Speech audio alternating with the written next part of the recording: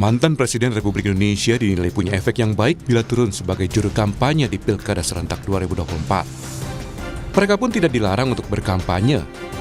Yang sedang ramai adalah rencana turun gunung Joko Widodo dan Megawati Soekarno Putri di kampanye Pilgub Jawa Tengah. KPU Jateng pun menegaskan mantan presiden boleh kampanye karena bukan lagi penyelenggara negara. Ya, jadi kalau Presiden ke-7 kita, Pak Insinyur Joko Widodo ini menjadi jurkam, tentu tidak ada larangan karena beliau sudah tidak menjadi penyelenggara negara. Yang diatur di dalam ketentuan peraturan KPU itu adalah untuk mendaftarkan tim kampanye. Nah, sehingga memang mestinya ini tidak ada larangan terhadap beliau untuk melakukan kampanye dalam hal ini menjadi jurkam. Isu dukungan Jokowi ke salah satu paslon di Jateng pun kian terang. Di akun Instagramnya, calon gubernur Jawa Tengah nomor urut 2 Ahmad Lutfi mengunggah fotonya bertiga bersama mantan Presiden Jokowi dan calon wakil gubernurnya Tash Yassin. Dalam unggahan itu, Ahmad Lutfi menulis, Pak Jokowi punya perhatian besar terhadap kesejahteraan masyarakat Jawa Tengah. Saya dan Gus Yassin dapat banyak wejangan untuk melakukan percepatan ekonomi. Matur nuwun Pak, semoga kami amanah, tulis Ahmad Lutfi. Soal dukungan Jokowi ini pun disinggung Ahmad Lutfi dalam debat perdana Cagup Jawa Tengah. Ngopeni adalah memberikan pelayanan yang terbaik kepada masyarakat, sebagaimana pernah dicontohkan oleh Presiden yang ke-7, yaitu Bapak Joko Widodo, mendukung kami. Cagup Jateng nomor urut 1 Andika Perkasa pun tak masalah Jokowi jadi jurkam, karena memang Jokowi punya hak. Enggak apa-apa. Hak beliau, Mas. Sementara soal Megawati yang turun gunung untuk kampanye, Ketua DPP PD Perjuangan Puan Maharani menyebut kedatangan Ketua Umum PDIP itu ke Semarang, Jawa Tengah pekan lalu untuk konsolidasi pemenangan pilkada. Dan tidak ada kaitannya dengan isu cawe-cawe mantan Presiden Jokowi di Pilgub Jateng. Puan bilang, Megawati turun langsung ke Jateng karena Jawa Tengah salah satu provinsi terbesar jumlah penduduknya. Bagaimana memenangkan semua calon PDI Perjuangan yang ada di Jawa Tengah, bagaimana kemudian mengkonsolidasikan tiga pilar yang ada di Jawa Tengah. Ya, sebagai ketua umum kan beliau memang mempunyai perhatian di semua pilkada yang ada di Indonesia. Jadi ya, kalau kemudian datang ke Jawa Tengah karena merupakan salah satu provinsi terbesar yang ada di Indonesia. Ada kaitannya dengan apa cawe-cawe Pak Jokowi enggak? Enggak ada hubungannya. Wacana turunnya dua mantan presiden, Jokowi dan Megawati sebagai jurkam, memang menguat di Jawa Tengah. Sebagai warga sipil tak ada larangan untuk mereka ikut berkampanye. Tim Liputan, Kompas TV.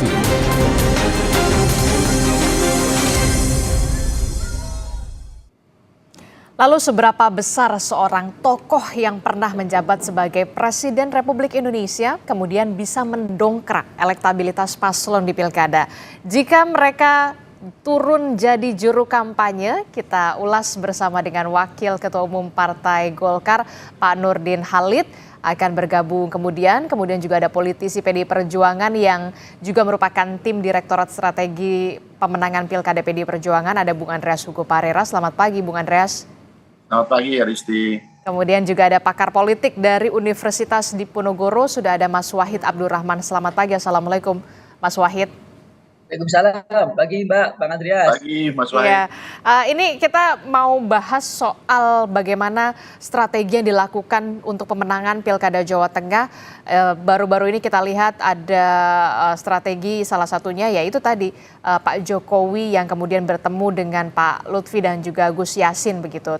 Tapi sebelum sampai ke situ, saya mau review kembali begitu ya, mengingatkan kembali debat Pilkada Jawa Tengah semalam yang sudah digelar dan diikuti oleh dua paslon. Ini kita tahu merupakan perang bintang ya, perang bintang antara Pak Lutfi dan juga Pak Andika. Nah, kalau menurut Mas Wahid sendiri, penampilan debat perdana bintang-bintang kemarin semalam begitu ya, ada Pak Andika dan juga Pak Lutfi. Siapa sebenarnya yang jadi bintangnya semalam? Ya, saya lebih senang terminologinya mungkin Liga Champion, Mbak. Liga Champion. Iya, artinya klub-klub terbaik di Eropa. Ini kan figur-figur terbaik putra anak bangsa ya. Masing-masing punya kekuatan. Kalau melihat semalam saya kira kekuatan Pak Andika dan Pak Hendy adalah pada bagaimana konsep tentang digitalisasi. Beliau seringkali menyebut, bahkan sampai Starlink beberapa kali disebut untuk menyelesaikan beberapa persoalan termasuk nelayan. Sementara pasangan 02 Pak Lutfi dan Gus Yassin punya program-program real populis yang kemudian sudah langsung divisualisasikan. Contohnya misalnya ada rumah gubernur, rumah rakyat, kemudian integrasi aplikasi, termasuk kemudian kartu zilenial sudah disebut. Itu perbedaan yang saya kira sudah mulai tajam muncul di antara dua paslon ini, Pak. Kalau soal adu gagasan dan juga visi misi yang menurut Anda paling mengena sekali langsung ke tepat ke sasaran, apalagi soal pelayanan publik, reformasi birokrasi, termasuk juga tata kelola pemerintah, siapa menurut Anda yang kemudian cukup menguasai di antara dua paslon ini? Iya, sudut pandangnya agak lain ya, Mbak. Kalau tadi pasangan 02 saya kira memang sudah mulai menunjukkan program real dengan visualisasi, sementara pasangan 01 memang pada penguatan konsep tentang digitalisasi. Ini yang dua hal yang memang agak berbeda pendekatannya. Fokusnya berbeda, pendekatannya berbeda. Oke, itulah tadi debat pilkada semalam yang kemudian diikut. Tapi kalau menurut Anda ini sudah menghangat, sudah panas atau seperti apa kalau debat semalam?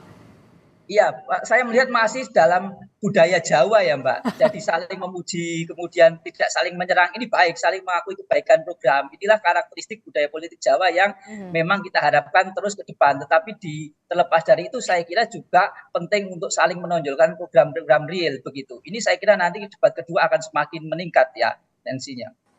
Oke, di debat pertama masih alon-alon asal kelakon begitu ya, ibaratnya begitu. Nah, kalau Bung Andreas, Anda melihatnya debat semalam ini seperti apa penampilan dari jagoan Anda, Andika Perkasa dan juga Mas Hendy? Ya, saya tidak lihat keseluruhan, tapi saya perhatikan ketika penyampaian presentasi awal dan kemudian juga ada bagian di dalam ya debat itu sendiri gitu. Ya, tentu Pak Andika dengan reputasinya meyakinkan gitu. Kalau saya lihat beliau yang memberikan keyakinan dan meyakinkan ya para pemirsa yang baik yang hadir di ruang kampanye tersebut, ruang debat tersebut maupun ke publik melalui berbagai media elektronik gitu. Juga ya Mas Hendy dengan pengalamannya ya, sebagai ya wali kota dan pengalaman di pemerintahan, saya kira mereka sesuai dengan topiknya menguasai masalah, menguasai masalah yang ada di Jawa Tengah dan kalau Pak Andika saya lihat secara keseluruhan beliau menguasai persoalan dan juga kemudian juga coba untuk melihat Jawa Tengah dari teropong persoalan yang ada di Jawa Tengah. Dan saya punya keyakinan bahwa ya mereka pemimpin yang tepat untuk ya masyarakat Jawa Tengah ke depannya nanti. Oke, kalau Pak Nurdin Halid melihat semalam debat ini sudah cukup panas atau kemudian nanti di debat kedua baru akan benar-benar terlihat begitu Pak Nurdin Halid? Kalau kemarin apalagi Gus Yassin nepoi ini mulu pundak Pak Lutfi itu ya. Ibaratnya mensupport atau menenangkan atau bagaimana sebenarnya Pak Nurdin Halid? Ya, jadi kalau kita melihat ya bahwa penampilan keempat tokoh ya, baik Pak Andika dengan pasangannya Raindi maupun Pak Malupi dengan Gus Yassin itu sebetulnya rakyat Jawa Tengah itu patut bergembira, berapresiasi karena empat tokoh ini adalah pemimpin yang dua pasangan ini sangat teruji, punya pengalaman ya, dan itu pengalaman yang cukup panjang sehingga Jawa Tengah insya Allah dengan pemimpin siapa yang terpilih pasangan nomor 1 dan 2 itu bisa menjadikan Jawa Tengah jauh lebih baik daripada hari ini.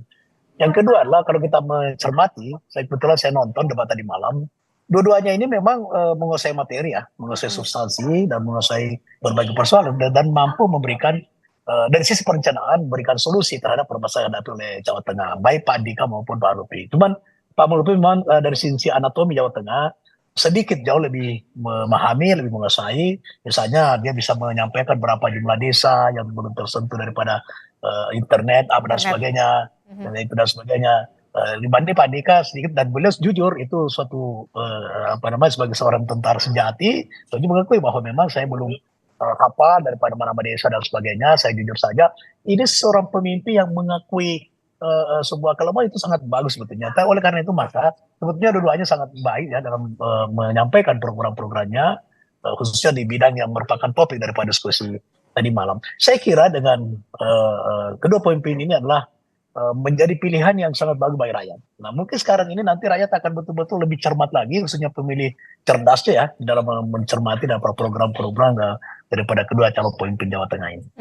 Kalau menurut Pak Nurdin Halid, sebenarnya dua-duanya dalam penguasaan materi sudah memenuhi ekspektasi lah ya, walaupun kemudian yang menarik tadi Anda sebutkan ya soal internet, soal kalau tidak salah daerah paling timur Jawa Tengah begitu ya, yang kemudian dijawab oleh Pak Andika Perkasa soal bagaimana internet bisa masuk ke desa-desa yang belum tersentuh, kemudian dijawab oleh Pak Lutfi memang ada 102 desa yang memang belum tersentuh jaringan internet begitu ya, masih black spot internet begitu. Nah, kalau dari Mas Wahid sendiri, debat semalam ini sudah memenuhi ekspektasi warga Jawa Tengah belum untuk penguasaan materi dari kedua paslon ini? Penguasaan materi dan juga visi misi gagasan yang kemudian harus memberikan solusi pastinya. Ya, saya kira untuk debat perdana sudah memenuhi ya Mbak. Tadi Pak Andika punya gagasan ke depan tentang bagaimana membangun digitalisasi yang baik termasuk menggunakan satelit. Sementara Pak Ahmad Lutfi menunjukkan bagaimana kemampuan beliau memahami lapangan, memahami peta persoalan di desa-desa. Itu kemudian dijawab dengan program-program real. Dua-duanya saya kira sudah menjawab ekspektasi lah untuk debat perdana. Oke, kalau menurut Mas Wahid semuanya sudah menjawab ekspektasi publik khususnya warga Jawa Tengah untuk adu gagasan, visi misi yang memang realistisnya adalah memberikan solusi begitu ya bagi warga Jawa Tengah. Nah, yang kemudian menarik di sini di dalam debat kemarin adalah pernyataan dari calon gubernur Jawa Tengah Pak Ahmad Lutfi yang mengatakan Presiden Joko Widodo, Presiden ke-7 Republik Indonesia ini memberikan dukungan kepada dirinya dan juga Gus Yassin. Ini alasannya apa diungkapkan Pak Nurdin Halid? Penegasan atau bagaimana? Nah, itu sebetulnya bagian daripada taktik dan strategi. Taktik dan strategi untuk? Ya, untuk mengajak masyarakat, untuk mencerahkan demokrasi masyarakat, untuk mengatakan bahwa kami didukung oleh Presiden ke-7 yang memang sampai daripada berhenti menjadi presiden itu respon positif masyarakat terhadap kinerja Pak Jokowi itu sangat tinggi. Yang kedua, memang kita semua akui bahwa ternyata itu adalah basis daripada PDIP dan Pak Jokowi menurut saya juga sampai sekarang masih anggota PDIP dan Ketua Umum PDIP Ibu Mega juga sudah turun ke Jawa Tengah. Jadi ini ingin mempertegas bahwa kami juga ini didukung oleh Pak Jokowi. Nah, dan Pak Jokowi adalah mantan presiden yang memiliki prestasi yang sangat dikenang oleh Indonesia khususnya di bidang infrastruktur, pelayanan publik dan sebagainya. Nah, itu terukur sekali oleh survei sampai dengan beliau berhenti masih sangat tinggi daripada kepuasan masyarakat. Nah, oleh karena itu digunakan oleh pasangan Pak Ahmad Lutfi untuk menyampaikan kepada rakyat Jawa Tengah bahwa kami pasangan yang sangat didukung oleh Pak Jokowi. Ini bagaimana untuk meningkatkan neutral, mengajak masyarakat bahwa pembangunan berkelanjutan di Jawa Tengah itu juga sangat penting, hal-hal yang baik yang dilakukan khususnya yang program-program nasional yang telah dilakukan oleh Pak Jokowi di Jawa Tengah. Ini sekali lagi mempertegas bahwa masyarakat Jawa Tengah dukunglah kami karena kami bersama dengan Pak Jokowi. Sehingga apa yang sudah dilakukan Pak Jokowi di sana akan dilanjutkan ya. Ingin kembali mempertegas bahwa memang pasangan Ahmad Lutfi dan juga Gus Yassin ini didukung oleh Presiden ke-7 Republik Indonesia Pak Joko Widodo. Nah, keuntungannya apa? Apa yang ingin dipertegas kembali kalau ini loh Pak Lutfi sama Gus Yassin ini didukung oleh Pak Jokowi? Apa yang insentif elektoral atau seperti apa? Ya, diharapkan. Iya tentu ajakan kepada masyarakat untuk memilih Pak Ahmad Lutfi dengan pasangannya gitu. Nah, ini bagian daripada strategi politik, strategi penghalangan daripada pasangan Pak Ahmad Lutfi untuk memenangkan daripada pilkada di Jawa Tengah. Karena banyak hal program nasional Pak Jokowi yang telah dilakukan untuk di Jawa Tengah, bagian daripada pembangunan nasional. Nah, yang baik itu pasti akan dilanjutkan. Oke, itu jadi ingin program dipertegas ya. Presiden Joko Widodo yang pada saat itu yang baik di Jawa Tengah akan dilanjutkan. Kemudian itulah yang menjadi strategi kemudian Pak Lutfi akhirnya mempertegas kembali Joko Widodo mendukung pasangan Ahmad Lutfi dan juga Gus Yassin. Kira-kira begitu ya? Ya, dan jangan lupa bahwa Pak Jokowi adalah seorang pemimpin juga yang sangat mengakar di Jawa Tengah. Nah, momentum itu ingin digunakan oleh Pak Malupi, dan saya kira itu sebuah strategi yang sangat bagus. Ajakan kepada masyarakat, wahai masyarakat Jawa Tengah, pilih kami karena kami adalah didukung oleh Pak Jokowi, kira-kira begitu. Oke, PDI Perjuangan meresponnya bagaimana ini, Bung Andreas Hugo? Kalau pasangan sebelah begitu ya sudah memang mempertegas bahwa Pak Jokowi ini mendukung pasangan Ahmad Lutfi dan juga Gus Yassin. Komentar Anda, Bung Andreas? Ya, Adisti, politik itu kan klaim ya. Klaim apa yang sudah dilakukan, terus atau klaim terhadap apa yang akan terjadi gitu, dalam arti ya, memberikan harapan pada masyarakat gitu.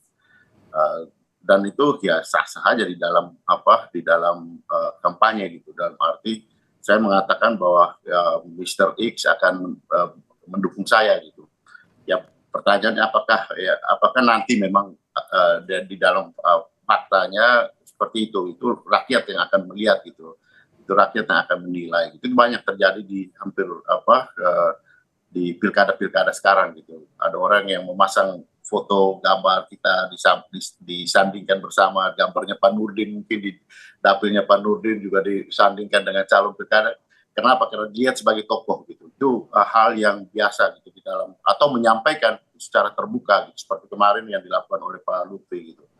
Nah, tentu ya di dalam kampanye orang menempelkan dirinya dengan figur yang dianggap artinya dianggap bisa memberikan pengaruh pada pemilih nanti gitu. Nah, pertanyaannya apakah ya tentu figur yang dianggap akan memberikan pengaruh ini mempunyai kredibilitas yang tinggi, mempunyai pengaruh sehingga bisa meyakinkan publik. Nah, itu persoalan kemudian, nanti persoalan yang akan dinilai oleh masyarakat gitu. Nah, saya kira di sini apa yang disampaikan oleh Pak Lutfi adalah dalam kerangka seperti itu gitu, bahwa menempelkan dirinya dengan mantan Presiden Jokowi untuk ya meraih dukungan dari masyarakat. Bahwa apakah kemudian Pak Jokowi juga akan memberikan kampanye buat Pak Lutfi, ya kita lihat nanti gitu. Tapi ya kalau kita lihat dari pengalaman sebelumnya kan beliau juga ya pada pileg kemarin juga memberikan kampanye buat partai yang dipimpin oleh putranya gitu. Nah, tapi kan kemudian ternyata bahwa partainya tidak masuk di dalam electoral threshold kan. Jadi ini kan hal-hal yang ya menunjukkan bahwa bagaimana baik organisasi, baik figur calon di dalam pilkada ini berupaya untuk meraih dukungan melalui figur-figur yang dianggap mempunyai kredibilitas, mempunyai pengaruh untuk bisa memperoleh elektoral dari figur-figur tersebut. PDI Perjuangan tidak merasa khawatir dengan penegasan Pak Lutfi dan juga Gus Yassin ini didukung oleh Joko Widodo, sementara kita tahu Jawa Tengah merupakan kandang banteng. Ya kami kan mempunyai figur-figur juga gitu, dalam arti di sini kan ada Ibu Megawati Soekarno Putri, ada Pak Ganjar yang merupakan mantan Gubernur Jawa Tengah, ada tokoh-tokoh yang berpengaruh untuk Jawa Tengah yang juga sudah berbuat banyak gitu. Ini dari figur-figur yang akan menjadi juru kampanye gitu. Jadi sebenarnya ini adalah bagaimana para kandidat itu menunjukkan kepada publik bahwa di belakang, di samping, dan di sekitar dia itu ada siapa yang ikut mendukung. Dan ini adalah klaim yang penting untuk kemudian meraih elektoral dan meraih dukungan dari masyarakat gitu. Pertanyaannya apakah figur-figur tersebut ya mempunyai kekuatan.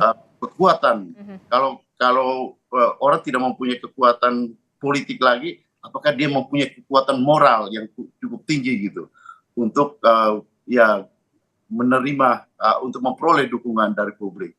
Nah itu juga pertanyaan gitu. Kalau saya tidak punya kekuatan politik, kalau saya tidak punya kekuasaan ekonomi untuk bagi-bagi sembako, untuk kemudian ya dengan kekuatan politik saya menekan orang, mengintervensi, apakah saya punya kekuatan moral yang cukup untuk memberikan pengaruh? Ya itulah yang terjadi gitu di dalam politik kita. Oke, gimana Pak Nurdin Halid?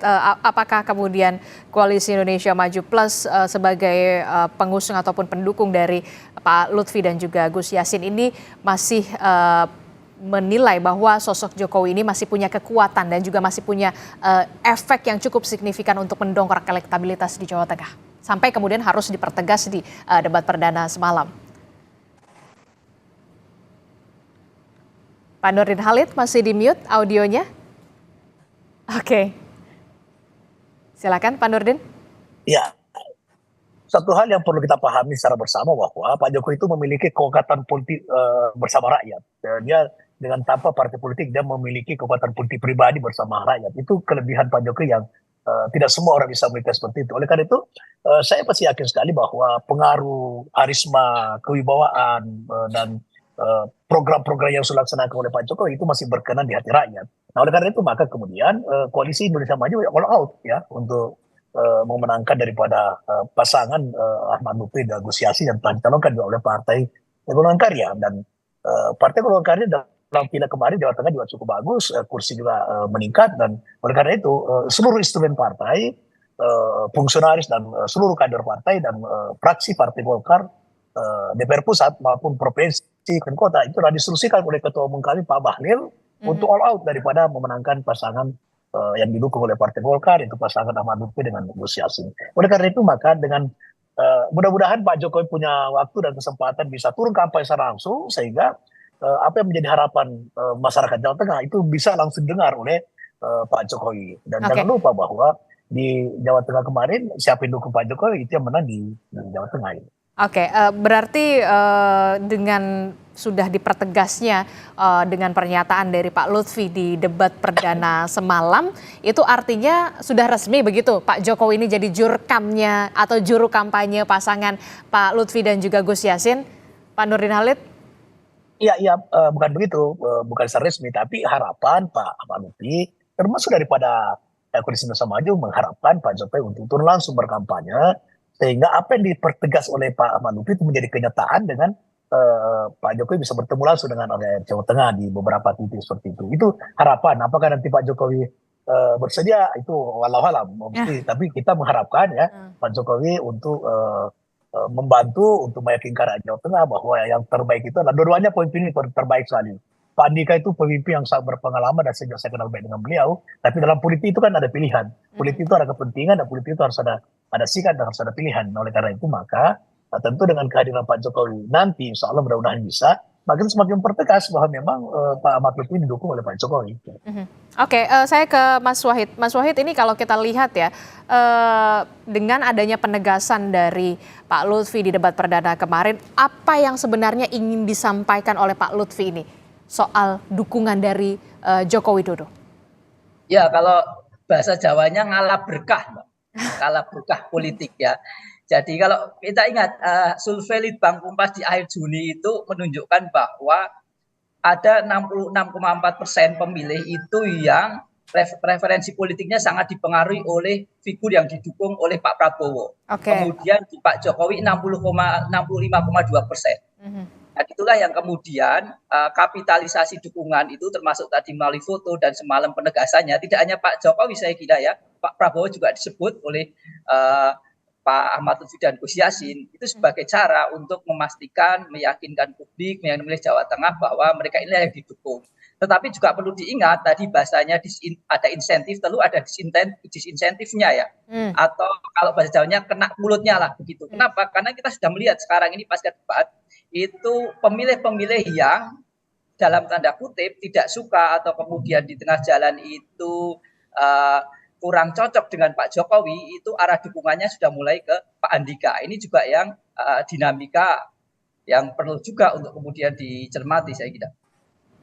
Oke, tapi begini, kalau kita lihat berarti kalau di Jawa Tengah untuk battleground Jawa Tengah ini kekuatan figur cukup diperhitungkan termasuk soal kemudian Joko Widodo ibaratnya bisa dikatakan istilah turun gunung. Lalu bagaimana dengan Bu Megawati yang kita tahu merupakan Ketua Umum PDI Perjuangan yang nantinya juga apakah akan turun gunung untuk berkampanye di Jawa Tengah?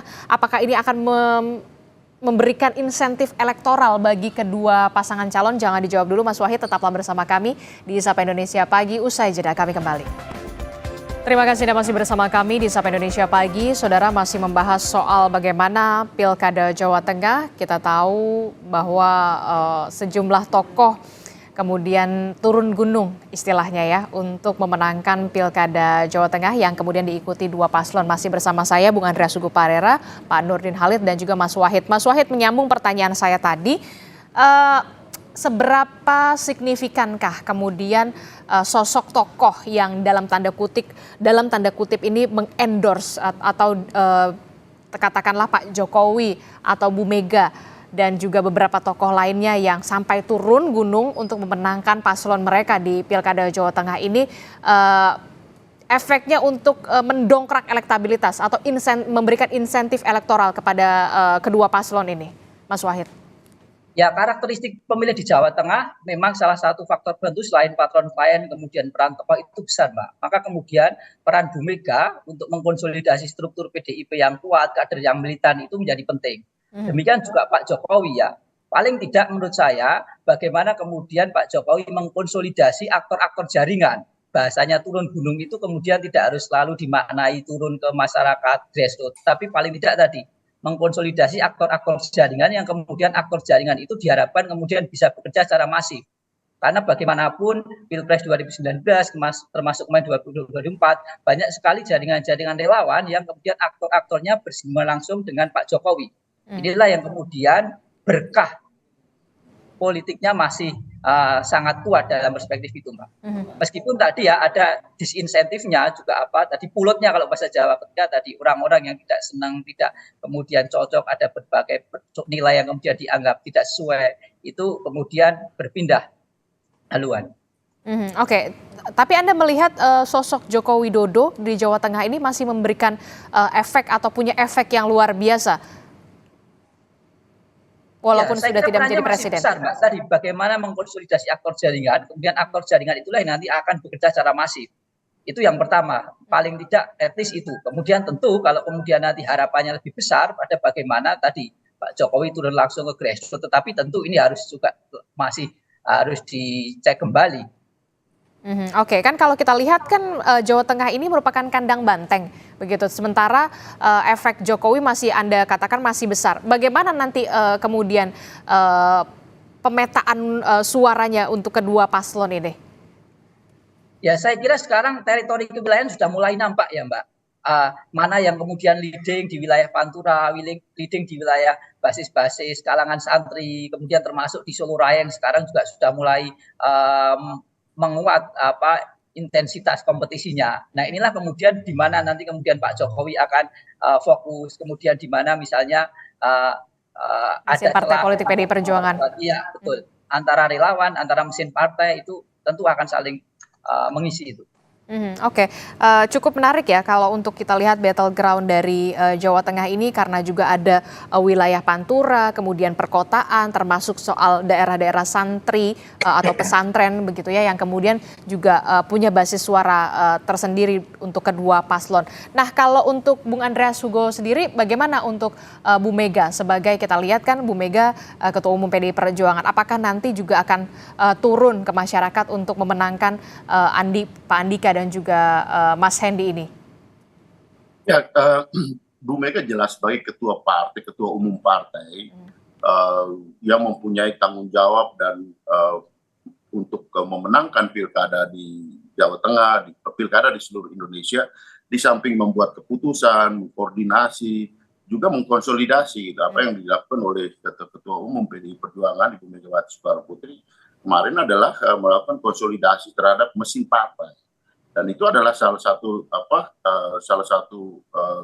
cara untuk kemudian mendorong masyarakat, mendorong para pemilih untuk yang memilih pasangan yang didukung oleh PDI Perjuangan, karena toh orang tahu gitu, masyarakat Jawa Tengah tahu Ibu Mega itu sebelum menjadi anggota DPR pun beliau berkampanye di Jawa Tengah gitu. Tahun 87 kalau tidak salah Ibu Mega itu terpilih menjadi anggota DPR Jawa Tengah. Jadi masyarakat Jawa Tengah itu sudah sangat mengenal Ibu Megawati Soekarno Putri gitu sebelum beliau menjadi ketua umum sekalipun. Jadi kekuatan itu sudah sangat mengakar, figur Ibu Mega itu sudah sangat mengakar di Jawa Tengah. Sehingga kalau mau bilang istilahnya tadi Mas Wahid ngalap berkah ya, saya kira ini juga salah satu insentif elektoral yang bisa diperoleh melalui Ibu Mega untuk pasangan Pak Andika dan Mas Hendi gitu. Saya kira disinilah poin daripada elektoral, dan situ di samping beliau sebagai ketua umum partai, beliau mantan presiden, presiden kelima Republik Indonesia ini, tapi beliau juga mempunyai kekuatan moral untuk memberikan dukungan kepada pasangan yang didukung oleh PDI Perjuangan. Disinilah saya kira pentingnya figur-figur yang berada di belakang, berada di sekitar daripada calon yang didukung oleh partai tertentu. Saya nggak melihat hal tersebut pada figur yang lain, tapi saya coba untuk melihat bahwa kehadiran Ibu Mega itu penting untuk pasangan yang didukung oleh PDI Perjuangan. Oke, kalau Pak Nurdin Halid sendiri, kalau memang betul nanti Pak Jokowi akan benar-benar menyapa masyarakat untuk memberikan atau mempertegas ini loh, saya dukung paslon Pak Lutfi dan juga Gus Yassin. Ini yang kemudian ditunggu oleh Kim Plus ya, berarti? Ya, jadi gini, sebagian besar masyarakat kita itu masih menganut budaya paternalistik, yaitu pengaruh tokoh itu dalam setiap pilkada itu penting sekali. Ya, survei juga menunjukkan bahwa ketika ada tokoh dari berbagai kalangan, ya, tokoh masyarakat, tokoh pemuda, tokoh agama dan lain sebagainya, itu ketika turun secara langsung mendukung seorang calon, itu maka elektoral itu bisa terdongkrak luar biasa. Nah, oleh karena itu Bapak bilang Pak Jokowi turun, kemudian Bu Mega turun, ini sangat menarik ya, sangat menarik, berebut pengaruh di Jawa Tengah. Kita harus mengakui bahwa Jawa Tengah itu adalah basisnya PDIP, sehingga kedua tokoh PDIP ini turun, maka itu akan semakin mencerahkan demokrasi rakyat. Nah, tinggal nanti rakyat yang menentukan sebagai yang berdaulat. Nah, saya yakin bahwa kalau Pak Jokowi memang punya kesempatan, ruang, dan bisa turun secara langsung, itu sangat menguntungkan tidak hanya masyarakat Jawa Tengah, tapi juga daripada keterpilihan Pak Ahmad Lutfi dan Gus Yassin gitu. Begitu pula Ibu Mega kalau turun itu sangat menguntungkan daripada Pak Andika, sehingga ini pertarungan sangat sengit sebetulnya di Jawa Tengah ini, karena dua tokoh calon gubernur adalah betul-betul seorang pemimpin yang syarat dengan pengalaman. Pak Lutfi di kepolisian, kemudian Pak Andika di tentara. Dua-dua ini punya pengalaman yang luar biasa. Nah, oleh karena itu yang diuntungkan adalah masyarakat Jawa Tengah sendiri. Nah, ketika dua tokoh, Ibu Mega sama Pak Jokowi turun, ini dua-duanya mantan presiden dengan punya prestasi masing-masing. Ini yang diuntungkan ini rakyat Jawa Tengah, tinggal rakyat yang mana yang terbaik di antara yang baik gitu. Bukan yang terbaik di antara yang jelek, yang terbaik di antara yang baik. Nah, dua pemimpin adalah yang kita harus mencari yang terbaik. Dan saya yakin bahwa kalau saya tentu subjektivitasnya Partai Golkar, karena kita mendukung Pak Lutfi, maka tentu kita mengatakan bahwa yang baik ke depan 5 tahun akan datang adalah Pak Lutfi untuk Jawa Tengah. Oke, tapi begitu, kan tapi begini, kalau tadi kan dari tadi kita sudah membahas soal Pak Jokowi, Bu Mega turun gunung dan segala macam lah ya, soal tokoh-tokoh nasional begitu, mantan presiden yang memberikan, yang diharapkan bisa memberikan insentif elektoral. Tapi yang kemudian dilupakan atau jangan juga dilupakan adalah bagaimana Gen Z ataupun pemilih muda di Jawa Tengah yang baru pertama kali mungkin ya di Pilpres ataupun di Pilkada ini punya hak suara untuk memilih. Nah, bagaimana strategi kedua pasangan calon ini untuk bisa menggait atau menggrab pemilih muda selain dari soal tokoh yang turun gunung tadi, Bung Andreas dan juga Pak Nurdin. Saya ke Bung Andreas dulu deh, Bung Andreas. Ya, tiap pasangan ini tentu mempunyai target, strategi, terhadap segmen pemilihnya gitu. Begitupun dengan pasangan Pak Andika dan Mas Hendi untuk Jawa Tengah gitu. Banyak tokoh-tokoh muda yang juga ya turun untuk berkampanye untuk Pak Andika dan Mas Hendi di sini. Saya kira ya target-target itu tentu dilakukan oleh ya semua pasangan gitu. Dan di PDI Perjuangan tentu ya fokus pada Gen Z itu menjadi salah satu target penting gitu. Dan kita tahu gitu instrumen yang paling efektif untuk mencapai target itu ya sekarang kita melihat misalnya dengan media sosial. Media sosial. Karena mungkin Pak Gen Z itu tidak terlalu tertarik untuk ya hadir langsung di dalam kampanye pertemuan tatap muka. Tapi mereka merupakan calon pemilih yang aktif menggunakan media sosial. Saya kira itulah yang dilakukan oleh pasangan ya Pak Andika dan Mas Hendi gitu.